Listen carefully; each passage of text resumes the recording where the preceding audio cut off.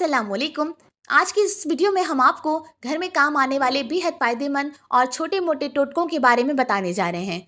हमारी video complete देखिएगा। ऐसी वीडियोस अगर आपको पसंद आए तो लाइक कीजिए ताकि ऐसी ही वीडियोस हम आपके साथ शेयर करते रहें और हमारे चैनल को सब्सक्राइब भी कीजिए।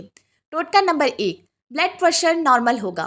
रोज़ाना सुबह लहसुन के 2 जवे 1 चाय का चम्मच शहद खाने से ब्लड प्रेशर बिल्कुल नॉर्मल रहता है। टोटका नंबर 2, रोटी नरम और फूली हुई।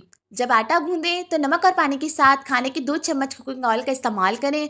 ऐसा करने से जब आप आटा गूंदेंगी तो रोटी नरम और फूलेगी भी। टोटका नंबर 3, आलू कीमा खुशबूदार। आलू कीमा जब पकाएं तो उतारने से पहले इसमें आधी गड्डी हरा धनिया काट कर डाल दें तो खाने में मसालेदार बिरयानी की सी खुशबू आएगी। टोटका नंबर 4, चूंटियाँ दूर हो जाएंगी। अगर आपके घर के किसी कोने में ढेर सारी चूंटियाँ जमा हैं तो आपने क्या करना है कि उसमें थोड़ी सी मिकदार में आटा छिड़क दें। ऐसा करने से वहाँ से चूंटियाँ ख़त्म हो जाएंगी, दूर हो जाएंगी।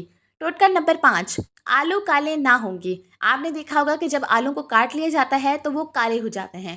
बच्चों के लिए घर में बनाए जाने वाले चिप्स के आलू काटने के बाद अगर इनमें थोड़ी सी फिटकड़ी मलें और पानी में इनको अच्छी तरीके से धो लीजिए तो फिर चिप्स जो है वो सफ़ेद ही रहेंगे, यानी कि आलू काले नहीं होंगे।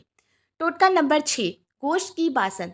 गोश्त की बदबू दूर करने के लिए और ख़त्म करने के लिए आपने क्या करना है कि उसमें 1 खाने का चम्मच आटे की भूसी छिड़क दें। ऐसा करने से 10 मिनट बाद इसको धो लें तो जो गोश्त की बदबू होगी वो बिल्कुल ख़त्म हो जाएगी।